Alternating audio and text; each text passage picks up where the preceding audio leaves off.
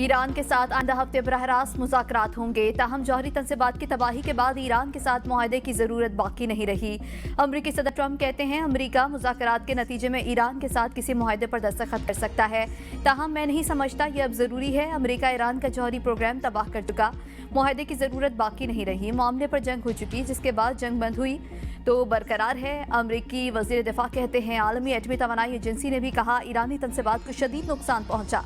बाज़ अमरीकी चैनल्स का मकसद सिर्फ ट्रंप की मुखालिफत करना रह गया है। ट्रंप के खिलाफ अमरीकी मीडिया मुखालिफ बराए मुखालिफ की पॉलिसी पर चल रहा है। अमरीकी chairman joint chief of staff का कहना था कतर में अमरीकी एयरबेस पर हमले से पहले ईरानी हमले की इतला मिल गई थी। पीर की सुबह में इतला मिली कि ईरान अमरीकी एयरबेस पर हमला कर सकता है।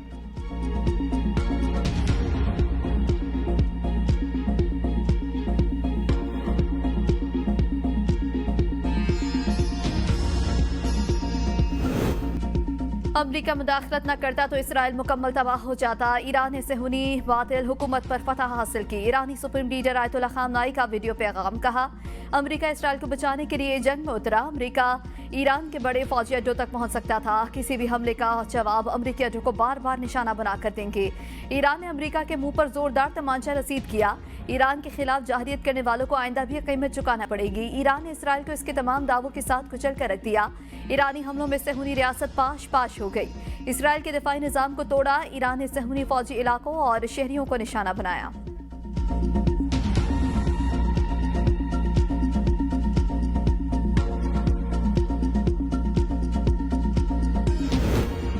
ईरान का आलमी जौहरी इदारे से ताउन मुअत्तल करने का बिल मंजूर। ईरान के गार्डियन काउंसिल के तर्जुमान के मुताबिक आलमी जौहरी इदारे से ताउन मुअत्तल करने का पार्लिमानी बिल मंजूर कर लिया गया। ईरानी पार्लियामेंट ने गुज़श्ता रोज ताउन मुअत्तल करने की मंजूरी दी थी।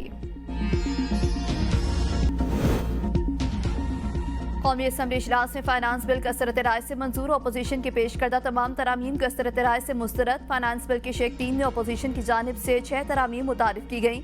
सुन्नी इत्तेहाद काउंसिल ने फाइनेंस बिल में से कार्बन लेवी खत्म करने की तरमीम पेश की। आलिया कामरान ने भी फाइनेंस बिल में कार्बन लेवी खत्म करने की तरमीम पेश की।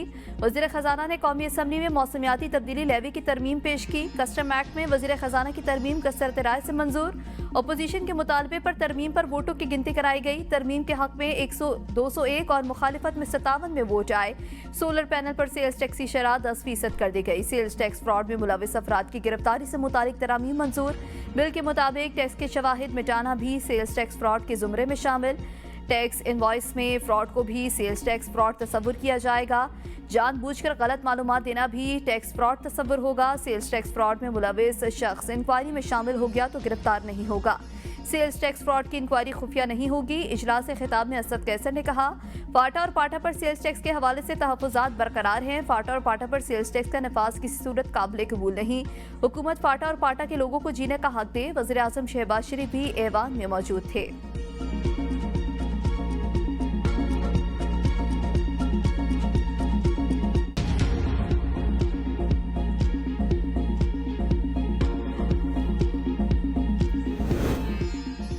बजट 2025-26 में टैक्स इकदामात में तब्दीली हुकूमत के लिए दर्द-ए-सर बन गई। नए बजट में हुकूमत की ज्यादातर टैक्स इकदामात IMF मुआहदे का हिस्सा। किसी भी किस्म की तब्दीली आलमी मालियाती इदारे के साथ मुआहदे के लिए खतरा बन सकती है। ज़राए के मुताबिक तब्दीली की सूरत में नए टैक्स इकदामात की जरूरत होगी। ई-कॉमर्स पर 5% टैक्स, मशकूक और गैर कानूनी ट्रांजेक्शंस पर इनपुट एडजस्टमेंट भी IMF मुआहदे में शामिल। थर्ड शेड्यूल में मजीद आइटम्स की शमूलियत भी IMF मुआहदे का हिस्सा। बजट दस्तावेज के मुताबिक IMF मुआहदे में फाटा पाटा के लिए सेल्स टैक्स छूट में 10% कमी भी शामिल। 850 सीसी गाड़ियों पर टैक्स की शरह 12.5% से बढ़ाकर 18% भी मुआहदे का हिस्सा। नॉन फाइलर्स के बैंकों से रकम निकलवाने पर टैक्स की शरह 0.6 से बढ़ाकर 0.8% करना भी शामिल। गैर मनकुला जायदाद के फरोख्त पर विद होल्डिंग टैक्स और सुपर टैक्स में कमी भी मुआहदे का हिस्सा है।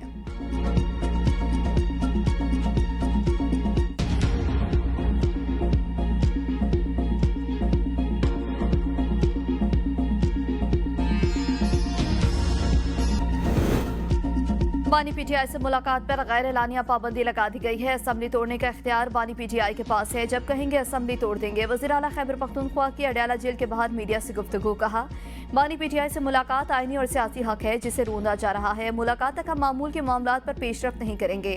बानी पीटीआई की हिदायत पर कल सुप्रीम कोर्ट पेश हुआ। सिक्योरिटी का बहाना बनाकर हमें ऐसे ट्वीट किया जा रहा है जैसे हम दहशतगर्द हैं।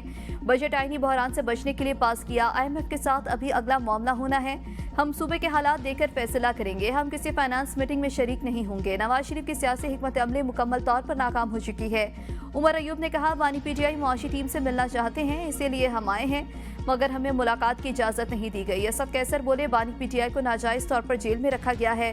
जुडिशरी पर दबाव है, जजेस को आज़ादाना काम नहीं करने दिया जा रहा। हम अपने अवाम के साथ खड़े हैं, मज़ाहमत जारी रखेंगे।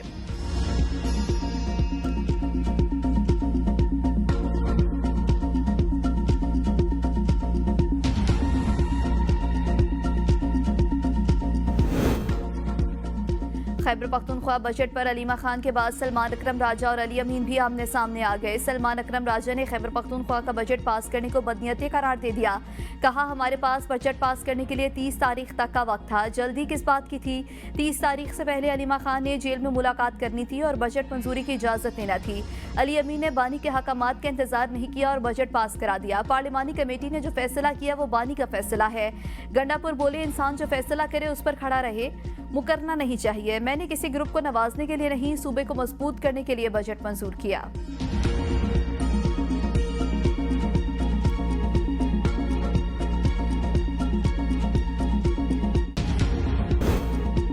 चेयरमैन पीपल्स पार्टी बिलावल भुट्टो सरदारी ने वजन कम करने का राज बता दिया। कहा, खाने और वर्जिश में कोई दिलचस्पी नहीं थी, कभी डाइट का नहीं सोचा। वालिद को शुगर का मर्ज लाहक और ये हमारे खानदान को भी है, जिसके बाइस मैं संजीदा हो गया। अब मैंने कार्बोहाइड्रेट्स और चीनी तर्क कर दी है। बाजरे की रोटी खाता हूँ, दाल खाता हूँ, सब्जियाँ खाना शुरू कर दी हैं।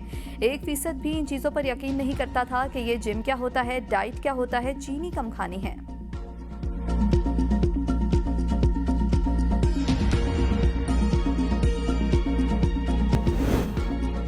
पेशावर हाई कोर्ट ने नैब को पीटीआई रहनुमा आजम सवाती की गिरफ्तारी से रोक दिया। अदालत ने आजम सवाती से कहा कि आप इंक्वायरी में शामिल हो जाएं, गिरफ्तार नहीं किया जाएगा। नैब इंक्वायरी जारी रखे। आइंदा समाअत तक नैब दरख्वास्त गुजार को गिरफ्तार न करें। अदालत ने समाअत 16 जुलाई तक मुलतवी कर दी।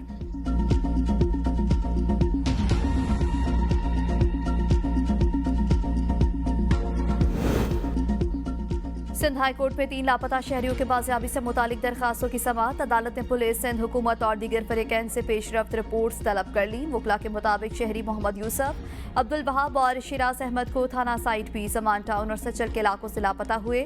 मोहम्मद यूसुफ 2018 से गायब हैं। तफ्तीशी अफसर ने शहरियों के बाजियाबी के लिए इक़दामात का दावा किया और मजीद मोहलत की इस्तदा की। अदालत ने समाअत 2 हफ्तों के लिए मुलतवी कर दी।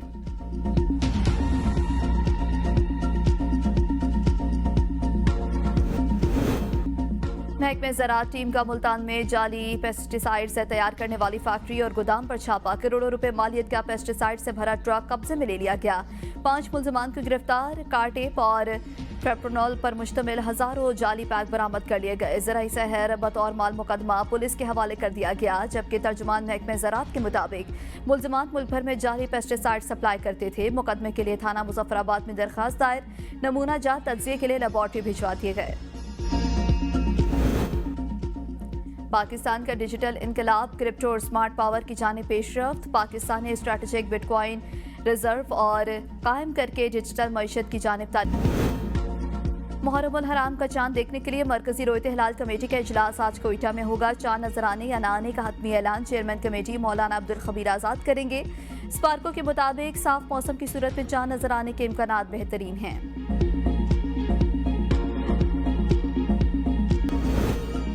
ऑस्ट्रेलियाई क्रिकेटर उस्मान ख्वाजा फलस्तीन के हक में डट गए। गाजा के हक में बोलने पर सहाफ़ी पीटर लालर को नौकरी से बरतरफ करने वाले ऑस्ट्रेलियाई रेडियो चैनल से इनको इंटरव्यू देने से इनकार कर दिया।